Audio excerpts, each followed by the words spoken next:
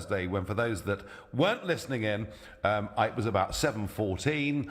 I was broadcasting from a big Conservative conference in Washington, and I suddenly heard dogs barking and saw a couple of Alsatians run past and thought, this is not good. And then a chap with a Secret Service badge and a big gun said, you got to go. And I thought, do you know what? When a chap with a Secret Service badge and a gun says you got to go, and when virtually everybody else has been cleared out of the building, you probably got to go. So I did. And Clive Bull absolutely manfully stepped in and kept the debate going. But no risk of that in LBC's magnificent studios here in Leicester Square. Well, last Thursday, so a couple of quite dramatic by-elections. The Copeland by-election up on the Cumbrian coast that the Conservative Party won off Labour. And it is a significant result because it's the first time in 35 years that an opposition party has lost a seat to a governing party. By some measures, it's the best by-election performance by a party in government since 1966, which is a long time ago. We even won the World Cup football back then.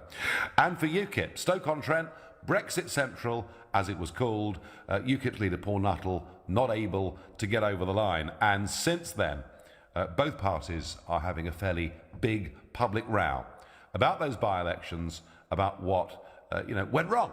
And in the case of Labour, John McDonnell has gone further, and he said that a soft coup has been launched by elements in the Labour Party.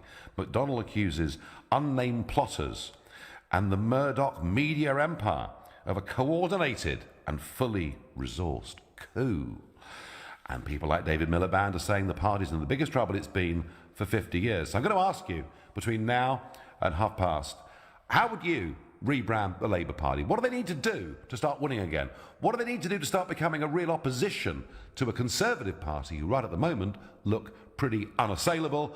And at 7:30, we'll talk about the rebranding of UKIP. Aaron Banks, big UKIP donor, has written an open letter today to Paul Nuttall saying he thinks the party needs to modernise, to rebrand and change its message. But let's start with the Labour Party. So get involved in this. Let me know what you think. How can Labour improve? Is it just about Corbyn, or is it far, far deeper than that?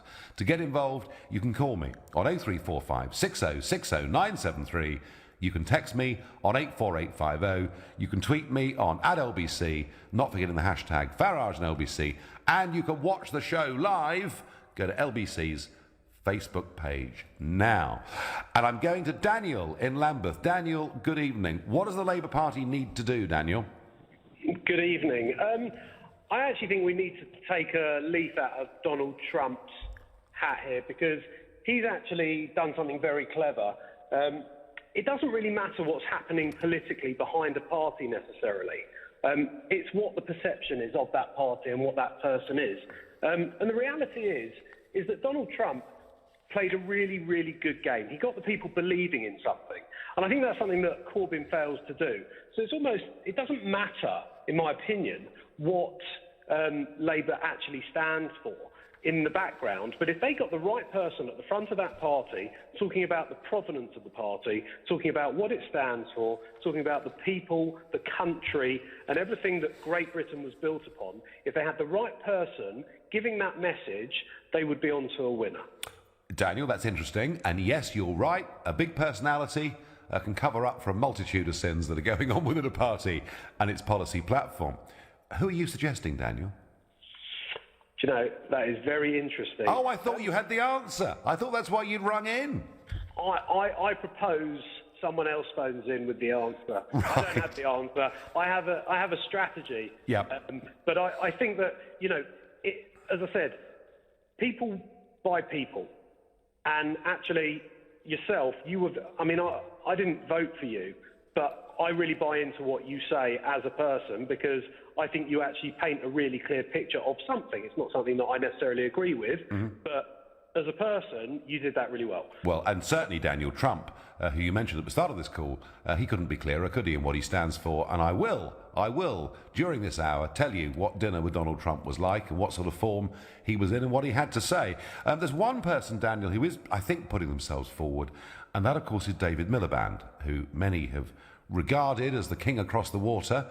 He's been living in New York for the last couple of years, and he's come out today, David Miliband, to say, look, this is our weakest moment in 50 years, and he refuses to rule out running himself? Do you think a David Miliband could capture the imagination of the public? I think the Miliband brothers were always quite a boring proposition. And actually, when you looked at David, he was the sensible option, but he was more boring, if you like. He's a city boy, and he'd be very well placed at the face of a big bank. And that's as far as I see. It's as fickle as potentially you could have a celebrity who has moved into politics. And I think there is one at the moment. I can't remember who it is, but I'm pretty sure it had something. Someone else might be able to tell me, or you. Potentially it's just carrying the right message, driving the party out of what is quite a boring Corbyn party that he picked up from quite a boring Ed Miliband. Okay. It used to be exciting when... Daniel, I get it. The whole thing needs a bit of pizzazz, a bit of flair. That's what it needs. Daniel has got the strategy. Labour needs somebody who connects and speaks ordinary and connects with people. Jonathan, in Isha, what do the Labour Party need to do? What can they do? Or is it all over for Labour? Well, I think they pack up and go home, really. I mean, I think they're going to have to split, because they can't oust Corbyn no matter how hard they try, because he's backed by the unions and 300,000 or 400,000 people keep voting for him. And none of the big hitters stood up when they had the chance. So they put up Angela Eagle and Owen, whatever his name is, to stand against Corbyn. Well, where were all the big hitters then? Where was Alan Johnson? Where was the Dan, what's his name, the paratrooper, or Jarvis, David Miliband, Dan Jarvis, or David Miliband, all these people that were serious big hitters, they all ran for the hills. And I think the thought of David Miliband coming back now is a joke, because when they needed him, he left. He has no public support here, and he thinks he'll come back and run the country. Well, on what basis? He hasn't, he's not credible. But Jonathan, you're talking about the individuals, and Daniel before was saying a strong leader is needed. But how does, and you're quite right, getting rid of Corbyn is very difficult. And if they did get rid of Corbyn, my guess is McDonnell would become the leader, who arguably is to the left of Corbyn and even more niche-y in terms of the support base that he might reach out to. But however good leader of a party is, surely isn't the fundamental problem for Labour that it's split? It's got its sort of North London intellectual socialists, and it's got working class Labour out in the country. How does a leader bridge those two? Well, that's the whole point. They either need somebody who has such charisma and personality that unites them, and they're severely lucky in that department, or they need somebody strong enough to keep them all in control. Yeah, not easy. And they can't do either of those. So I think at some point they will end up splitting. They completely lost Scotland, and all those seats in Scotland. If you look at, how many seats would UKIP and you have in Parliament if you had the same percentage of voters to seats available? You'd have like 83. 83 is the answer. Yeah. So the point is, there was all these wards created in Scotland and the north to give Labour a stronghold so that they could be elected in. Well, they've destroyed Scotland for themselves for 20 years. Yeah. And so the only way for they have to tear it all up and start again, because if they don't, they are left with something in Corbyn, although, passionate and, says what he believes. He's unelectable, and nobody else has stood up. The only serious contender, the only person they've got, I think, that has any credibility would be Alan Johnson. Yeah, but I'm not sure Alan Johnson would really want to do it. And I felt, he's a very nice man, Alan Johnson, but I felt even during the referendum campaign, I thought the strain showed a bit on him. But Jonathan, thank you. But please, if you think Labour actually just need to bide their time and they've got the formula right, please equally do let me know. Your texts coming in. I'm in an Uber taxi hearing your show. David Miliband should take over the Labour Party. He is a sort of Emmanuel Macron that Britain needs, says Alex. Get rid of Mr. Corbyn, or get him a new suit, says Dave. Evening, Nigel. You said, how can we rebrand Labour? You can't, because the Blairites are to the left and the right pull. I'm not sure about that pull, but there's certainly a big left-right split going on within the Labour Party. And Geraint from Formby says, Nigel, you can't rebrand the Labour Party. It doesn't have a cause anymore. The majority of people want aspiration and to better themselves, and the left cannot promote that. Well, Geraint concludes by saying Labour is an industrial party in a post-industrial Britain. So, in a sense, you're saying they're appealing to people who don't actually exist anymore. I think it's even more complex than that, given the North London bias of the main spokesman these days of the Labour Party. Stoke-on-Trent, David, you were at the epicentre of one of the great electoral battles last week. What do you think? Hello, Sir Nigel. It's an honour to speak to you. Good evening, good evening. So, Labour held on in Stoke, but only just, yeah? Yeah, very disappointing. Very disappointing. I was hoping it was going to be UKIP, in all fairness. I suppose the risk is if UKIP had got him, then this may have ousted Jeremy Corbyn, who's probably the greatest gift to the Conservatives and UKIP. In that he's unelectable. David, I want to hear more from Stoke-on-Trent, but your line is ghastly. So I'm going to go to Sean in the Wirral. Sean, good evening. What does the Labour Party need to do? Good evening, Nigel. I think the Labour Party, for me, I think it's got to go back to the days of John Smith when they actually represented the working man, the working class of this country, although obviously they voted it with the middle class, as you know. But Labour is so far detached from the man on the street and the working class people that reportedly represent that I don't think there's anything down for Labour on the current road. Some people talk about Miliband. Miliband he's as much as Tory as Tony Blair was. I can't see that working, to be fair. I really, really don't see where they're going to go. But it's short in some senses. In some senses, with Jeremy Corbyn, you did at least get a left-wing leader, didn't you? There's left-wing and there's ultra-left-wing, to be fair. And Mr Corbyn, I think the only people he appeals to are students and himself. Certainly from up this sort of neck of the woods. I think you're right. I think you're right, Sean. Yeah, he's very popular with students, isn't he? He is, very much so, yeah. But remember this, from the socialist point of view, they all start like that. They come out of uni, they get some real life experience behind them, and suddenly it changes. Not looking good, Sean, is it? No, it's not. No, from being up this end in the north, those days, as I say, the John Smith of this world, etc., from a good Labour stronghold, I would suggest that's where they need to focus. But I would say, Nigel, I just cannot see anybody on the horizon who's going to step in there. No. Well, I have to say, Sean, nor can I, and I thank you very much for your call. I want to know, how do we rebrand Labour? Right now, you're listening to the Nigel Farage Show, exclusively on LBC. It's 7:15. Nick Ferrari at breakfast on LBC. Brexit. And Conservatives last night rounding on Lord Heseltine, calling for him to be sacked from government roles for disloyalty after he said he will defy Theresa May over Brexit in the Lords. Baroness Patience Wheatcroft. It's only sensible to say, right, we are now on the brink of taking this major decision and accepting these terms. Do you want to do this? Lord Tebbit. Well, first of all, may I deal with that silly comment you just broadcast? I don't recollect, after the referendum in 1975 to confirm our membership, that we had another chance to say whether we really meant it or not. Nick Ferrari at breakfast every weekday morning from 7, only on LBC. With Hampton by Hilton, making you welcome at over 40 hotels in Europe. Right, I need to pick up the kids from school. Let me. Are you sure? No problem. I might as well pick up dinner as well. Wow, that would And go and get the dry cleaning. And I could drop those bags off at your mum's. But you never visit my mum. Oh, come on. I see her loads. She was at the wedding. Whatever reasons you find to come back, you'll earn Tesco Club Card points when you fill up at Esso. Many happy returns. Participating sites only. Terms and minimum spend apply. See esso.co.uk for details. I'm Tom. I'm in year 11. I was always getting told off for talking. So I thought about the debating team. Now I'm thinking about university. I put the debating team flyer on his desk. Was sick of telling him to pipe down. I wanted to put his voice to better use. Now he's thinking about university.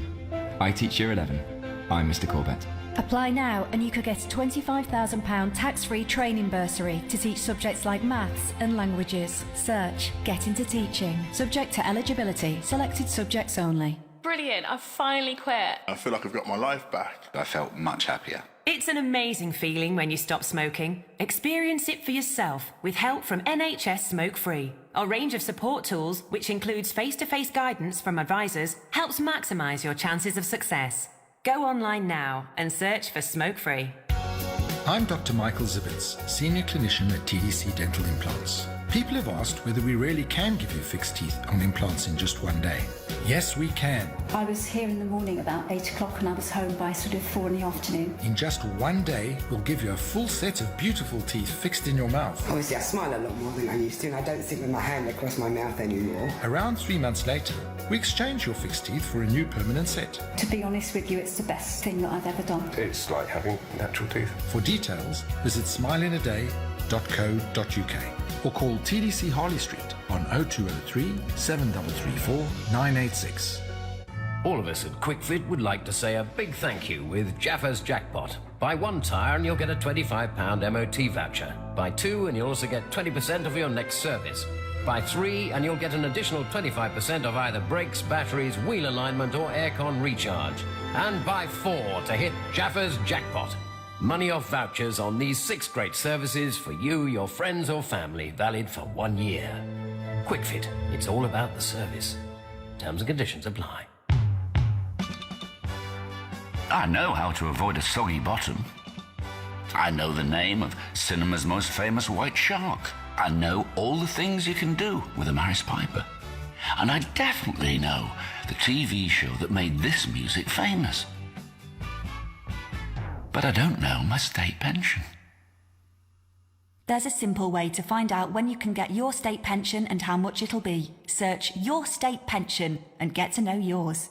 The Nigel Farage Show on LBC. Call 0345 6060 973. And I'm going to tell you this evening what it was like to have dinner with a Donald on Saturday at the Trump Hotel in Washington and what sort of mood he was in 1 month into the job. But before we do that, we're talking about the fallout from the by-elections last week. Labour losing the Copeland seat, the first time for 35 years that an opposition party has lost a by-election to a governing party, and in Stoke, Labour held on, and UKIP is having quite a big argument in the wake of Stoke as to what strategy they should take. The question for both parties is, how would you rebrand them? But for the minute, we're sticking with the Labour Party, and I have a Facebook message here from Paul Costello, who is advising us all how we can make some real money. David Miliband is Labour's best chance. He's 33 to 1 to come back. Well, we'll see, Paul. Julie Williams says the problem is Labour have adopted UKIP policies, as have the Conservatives. That's more of a UKIP question than a Labour one. Lee Hollands thinks that Sadiq Khan has got his eye on becoming Labour leader. I reckon for the minute he's probably got enough to do with London, but you never know. And by text, Richard in Chelsea says the Labour Party doesn't need rebranding. It should join the 21st century. Forget Karl Marx and stop singing the red flag. I'm going to ask Steve in Manchester, an absolute Labour heartland, where Labour still holds nearly all of the seats. Steve, do things look good for Labour in the north of England? Hello, Nigel. First of all, thank you very much for everything that you've done, and it's an absolute pleasure to speak to you. You're my hero, mate. Well, that's very kind of you, but what about the Labour Party? The Labour Party in absolute disarray. I've actually voted, I'm embarrassed to say this now, but I've actually voted Labour before now. Won't be voting them again. I'm so embarrassed. I mean, the time when they did the leadership contest and Corbyn was up and I called him Tweedledee, Tweedledum, actually. The other guy, is it Owen Smith? Or Yep. I was like, just sat there listening to the debate, and that Owen, like, yeah, we need a second referendum, blah, blah, blah. And I was like, oh my God, this is just not happening. Absolute laughingstock. You look at the benches and you think, well, what's going down there? Who can front that now? So, Steve, what happens? What happens? You've been a Labour voter. Yeah, I don't know, Nigel. I don't know where to go to now. I don't know where to turn. I mean, the alternative for me now is UKIP.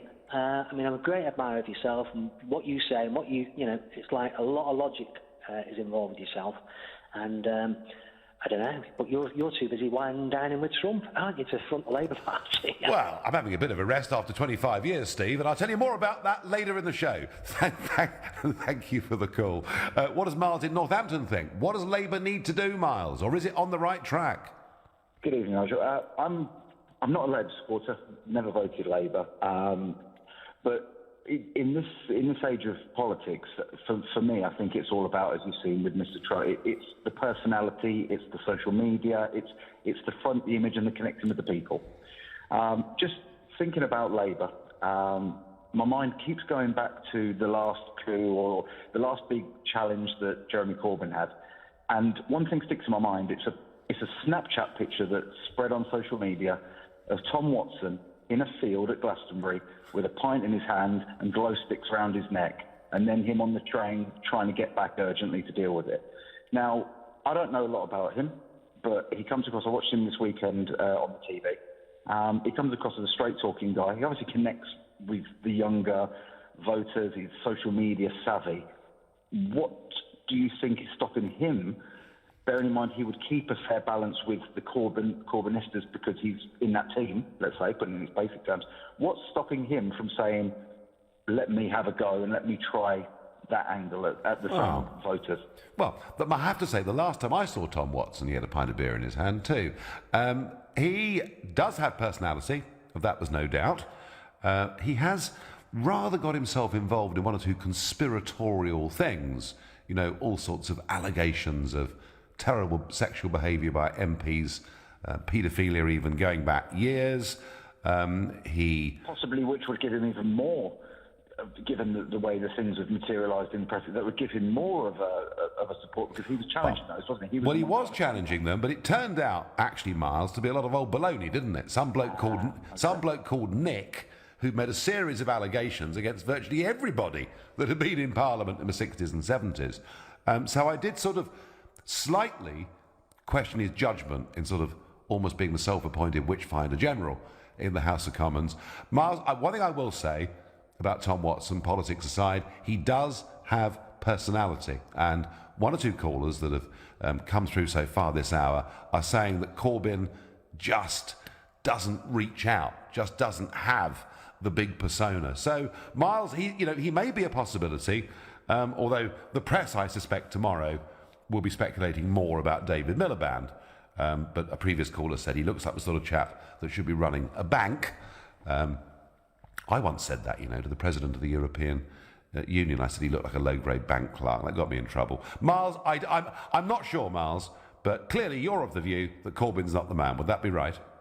100%. 100%. He's a dead duck, and there needs to be some action. There will have to be, because you talk about splits, and callers are talking about. They can't let that happen for the sake of their history and the sake of their chance of running. So something needs to happen. It needs to happen now. But I just have a feeling that it may have to come more from inside the Corbyn camp rather than externally, because they have support. OK, Miles, very interesting. Alan Pryor on Facebook says Labour are not the party of the British working class and haven't been since Kinnock or John Smith, second person tonight, that has said that. Liz says on Facebook, Corbyn should have been more honest and come out for Brexit during the referendum. At least then, Labour Party supporters would have understood what the Labour leadership believed in. Liz, I have to say, I do rather agree with that, because ever since 1983, all through that very long parliamentary career, he, with Tony Benn, the late Tony Benn, opposed everything to do with European integration. Along comes a referendum, and he supports the Remain campaign, albeit somewhat limply. A text here that says Labour should unite with the SNP and Plaid Cymru. Well, maybe what's going to happen is Labour's going to split, and a wing of it are going to join up with the Liberal Democrats. Stranger things have happened. For Labour to start winning again, they need to start with prioritising the interests of the people of the country instead of immigrants and the rest of the world. That's exactly why the SNP are winning in Scotland and Labour doesn't have a chance. My family have voted Labour for decades, but never again. No leader can rectify for the lies and deceit of the Blair years. What does Yuri in Brighton think of Labour's dilemma? I think it's not about which leader they're gonna select. It's about how they're gonna pass on, picking up a number of points which people can actually understand and relate to, rather than giving a very generalized message of we're gonna make the world better, and people ask them how you're gonna do it, what you're gonna do, and they just don't give the answer. I think once they sit down and work at least 10 points on both internal and external politics, which are clear, concise, and people can relate to, I think this will be a good start for Labour to rebuild itself and get that support that they've lost. But Yuri, are they a party of Hampstead and Islington, or are they a party of, Leeds? I mean, isn't that the basic problem here, that you've got this huge split within the Labour Party, I've used geography as an example, but, you know, the kind of things that Islington Labour talk about, namely saying how ashamed they are that people would dare put the Cross of St George on the back of their white van or on their house, and that, you know, nuclear disarmament is an absolute priority. And these are things that in Leeds just aren't being talked about, Yuri. Well, I think you're right in there. It's like, again, it's like a very spread message which doesn't actually make any sense to people. Like, pick out your points, get together behind the points, you know, sit down, spend a month talking somewhere behind closed doors and pick out 10 points for internal politics and external politics, the ones that make sense to people. If people would say, like from Blair era, who would, you know, somebody says jump in Europe or in America, they say how high, you know. Yep. If they don't disagree with having politics for helping people, they just want to jump to whoever tells them jump, they can leave. So do you think, Yuri, to get the message straight. So Yuri, you think it needs just good common sense policies, yeah? Yeah, something that people can relate to and not generalize, like, you know, I don't know, get rid of any new PFIs in hospitals, you know, take control of rent, you know, make it down to at least European levels. That's what people can understand. Yuri, you may be right. You may be right, Yuri. A good policy platform that people identify with, I get it. Maybe with a different leader, I don't know. I thank you for your call. Either way, my own view is they're in real, terrible trouble. There is a massive, massive split. After the news, I want your calls on how you would rebrand UKIP. Or perhaps it doesn't need to be rebranded, though probably after Stoke, the debate about rebranding it will go on. And stay tuned, as I'm going to reveal what it was like to have dinner with the Donald. You're listening to The Nigel Farage Show exclusively on LBC. It's 7:30 and time for the news with Rupert Bartier. Sir John Major is urging Theresa May to inject a little more charm and a lot less cheap rhetoric into Brexit negotiations. The former Prime Minister is accusing what he calls Brexit cheerleaders of showing utter contempt towards those who voted Remain. Labour says questions must be answered after more than 500,000 NHS medical documents were mislaid. The Health Secretary says there is, though, no evidence that what happened led to patient harm. And Donald Trump is proposing a $54 billion increase in defence spending as part of his proposed budget. The US president is calling for a programme of cuts to help fund the changes. LBC weather. Showers in many parts into the evening, a low of 0 Celsius. Staying unsettled tomorrow with rain possible through the day. Breezy, a high of 10 degrees.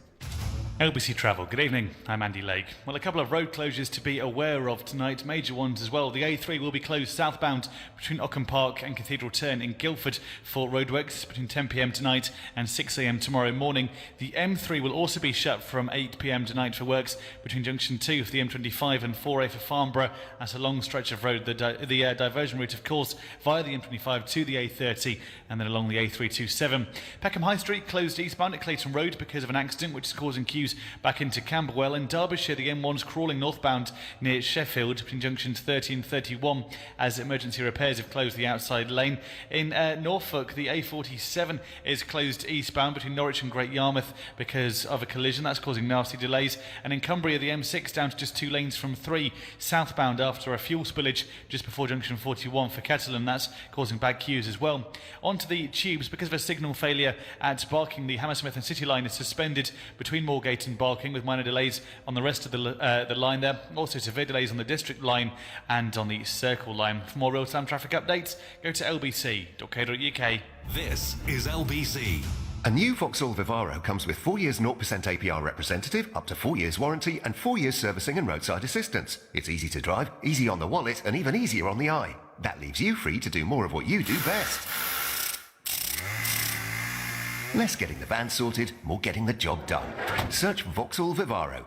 Conditional sale, 4 years 0% APR representative, minimum 20% deposit plus VAT at 20% on total price. Financed by Vauxhall Finance, subject to status, 18+. T's and C's, mileage limitations and exclusions apply. Did you know premium bonds have been around for 60 years? I recently won £100 in the monthly prize draw. I was off to the bank to deposit my prize warrant when my granddad came over. You know you can do all that online nowadays, he chuckled. And he was right. I now manage my premium bonds online. And I've chosen to have my winnings paid straight into my bank account. It's so much faster. You can too by visiting nsandi.com. Premium bonds, making people smile for 60 years. eBay has every kind of part to help your car pass its MOT. Son, Come and have a look at the car. There's a few things I've fixed ahead of its MOT. I've topped up the washer bottle. Screen wash. I've replaced the wipers. Windscreen wipers. I've sorted the indicators. Light bulbs. And press that. Horns. Shop eBay's unbeatable selection of parts and accessories to help you get your car MOT ready. The ultimate pass your MOT first time shop. Tonight on ITV. My name's Ellie. I'm a detective with Wessex Police. You called about an attack? David Tennant and Olivia Colman are back for one last case. We will find the man who attacked you. That will push them right to the edge. New suspicions. Promise me you had nothing to do with what happened to Trish. New suspects. I am not a violent man. And a secret that refuses to wash away. I'm scared he's going to do it again. BAFTA award-winning drama, Broadchurch, the final chapter, tonight at 9 on ITV. Do you have a property investment business? Are you affected by the upcoming taxation changes for buy-to-let investors? If you think you are, or that you might be, act now. Speak to the specialist property accountants at Barnes Rofe and arrange a no-obligation review and get expert advice you can trust. Barnes Rofe. Clever accountants for property businesses. Visit barnesrofe.com/radio. Leading Britain's conversation, The Nigel Farage Show. Tweet at LBC using the hashtag #FarageOnLBC. Whilst we debate those by-elections last week and the turmoil in the Labour Party and indeed in UKIP, today Sir John Major has resurfaced his first speech since the referendum of last year when he urged us to vote Remain. And here is what Sir John Major said today. Behind the diplomatic civilities, the atmosphere is already sour. A little more charm and a lot less cheap rhetoric would do much to protect the interests of the United Kingdom. Oh, I've just fallen asleep there, sorry. Anybody suffering with insomnia problems, don't take the tablets, just keep replaying the John Major speech at Chatham House today. It should do the trick. More endless negativity coming from those Conservative politicians of that era. Major, Heseltine, I think we should just put them all in the Natural History Museum. So UKIP expected to win Stoke, wanted to win Stoke. I have to confess, I thought they would win Stoke. It was a tough and difficult campaign. Labour held on, UKIP was second, and the Tory vote held up remarkably well. Does UKIP need a rebrand? Well, Aaron Banks, who's been one of the big donors to UKIP, has today written an open letter to Paul Nuttall, UKIP at a crossroads. And he says that UKIP needs to make him chairman, to bring in a CEO from industry, to totally rebrand the image of the party, to professionalise it, to put it online, very much like the Five Star Movement is in Italy, and in terms of policy, to make sure that it's absolutely clear that it owns issues like immigration. And that's